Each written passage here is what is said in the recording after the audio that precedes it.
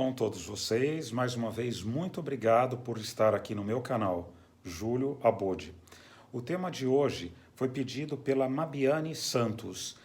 E muitas pessoas vêm me pedindo este tema, é como calcular e como considerar savings dentro das empresas, hospitais, prestadores de serviços, quais são as classificações, o que pode ser considerado, o que não pode, quais impactos isto tem dentro da organização.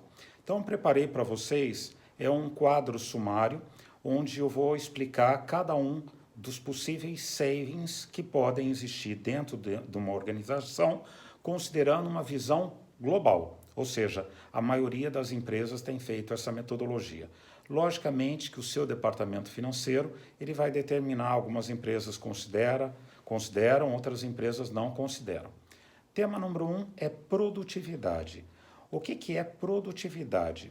É aquilo que tem um preço A, ele vai baixar para um preço B. Por exemplo, uma mercadoria custava R$10, a área de compras fez uma negociação e vai baixar o preço para R$9.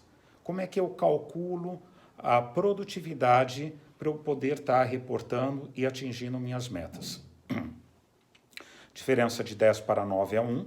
Eu vou pegar o volume estimado que eu tenho, planejado, para os próximos 12 meses. Então, eu vou multiplicar essa diferença versus volume mensal e eu vou ter quanto que eu vou ter a produtividade anual em moeda, seja em reais ou em dólar, e qual é o spend versus o spend, em percentagem.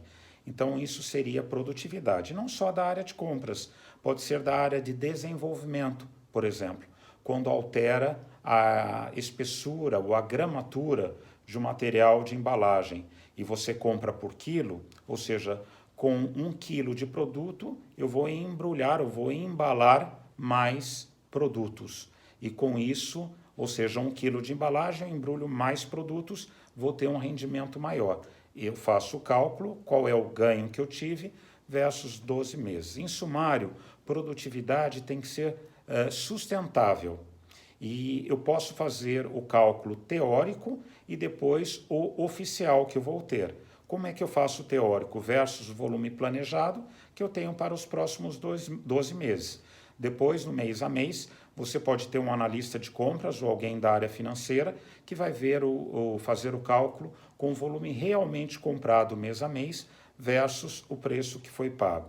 Isso tem um resultado imediato dentro do P&L. Segunda classificação que eu gostaria de estar falando é o one-time saving. São aquelas economias que você faz ou que você negocia que ela não é sustentável para 12 meses. Geralmente eu vou negociar com o fornecedor, ele tem um material que está em estoque e ele vai me dar um desconto por 3 meses. Então, isso aí é um one-time save, ou seja, um saving que eu vou ter somente por um período. Esse período pode ser 1 mês, 2 meses, 3 meses, mas sempre inferior a 12 meses, porque ele não é sustentável. Ele tem impacto direto no P&L também, mas ele não tem a sequência. E acontece muito esses tipos de saving quando o produto que você vai comprar, o serviço, você não tem a compra todo ano. Você tem, por exemplo, produtos de Páscoa, eu vou comprar só durante 6 meses, produtos natalinos e assim por diante. Então, só para aquele ano, para aquele período, eu obtive um save. Como é que eu calculo? Da mesma forma que produtividade, mas não por 12 meses, mas sim por o número de meses o qual eu tive benefício.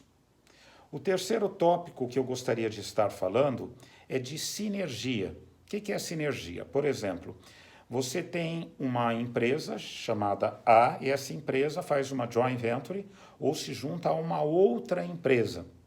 E com isso, 2 empresas se uniram. Então, o que você está tendo? Você está tendo savings de sinergia. Você vai comparar preços.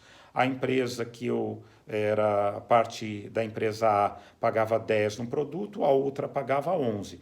Logicamente que eu vou conversar com o fornecedor, eu não vou querer pagar mais caro. Eu comparo os preços e vou seguir o menor preço e fazer novos acordos para as 2 empresas, as quais se uniram para poder ter esses benefícios. Outro fator também de saving que nós temos é o cost avoidance, é aquele que você evitou ter o aumento de custo ou de preço.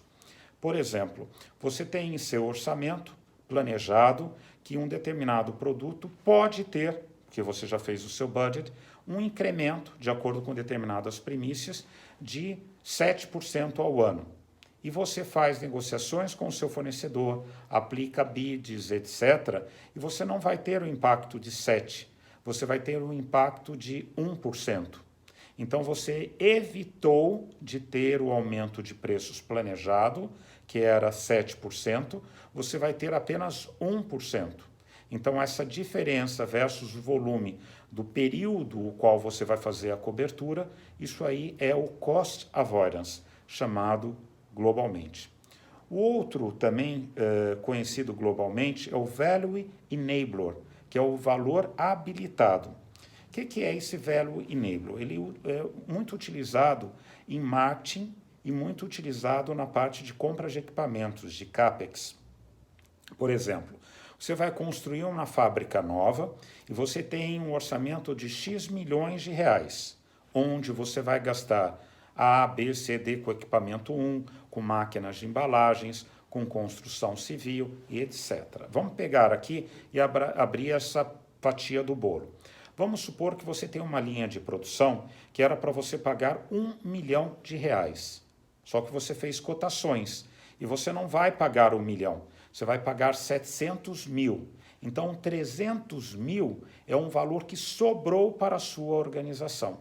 Mas para que ele possa ter impactos positivos na sua empresa, esse dinheiro deve voltar ao seu presidente para que ele possa fazer novos investimentos e crescimento dentro da organização.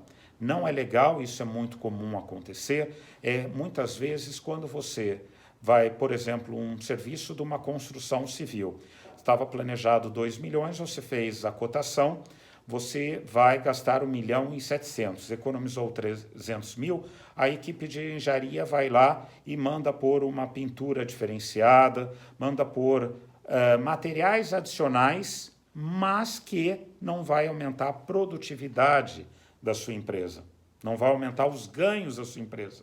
Ou seja, você está, muitas vezes, embelezando. Então, aí, essa grana é importante ter meta para que não aconteça disso. Eu fiz um saving de um Value Enabler na compra de um equipamento, por exemplo, e aí eu pego e faço algo mais que não me aumenta a produtividade. A empresa acaba não ganhando com o saving que você fez. Mas, se de repente era para comprar uma linha de produção que estava orçada, que produzia 1 tonelada por hora de um determinado produto, e você fez uma cotação e vai poder comprar uma linha que faz 1,2 toneladas, aí sim o rendimento da sua empresa, quando a linha de produção for funcionar, ele vai ser maior. Então, com isso, aumenta os ganhos da empresa.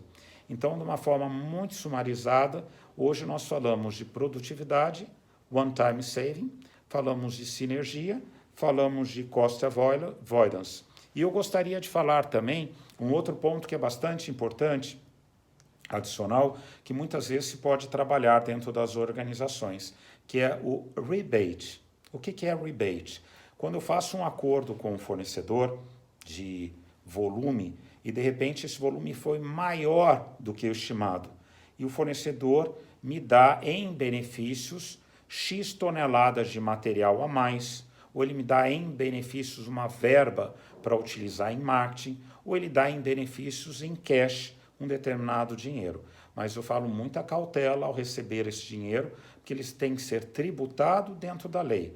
O seu time de finanças, junto com o do fornecedor, tem que trabalhar junto para ver como fazer isso da forma tributária, dentro da lei, para estar recebendo de forma correta esse pagamento do rebate. Então ficam aí algumas dicas, espero, Marbiane, que você tenha gostado. E a minha consultoria, que é Estratégias de Compras, www.estrategiasdecompras.com.br. Nós estamos à disposição para ajudar a sua empresa, caso você precise de ajuda em trabalhos mais pontuais. Espero que os apaixonados de compras gostem dos vídeos que estamos fazendo. Obrigado. Se gostarem, assinem o canal, deem um like e compartilhem. Até mais, até a próxima.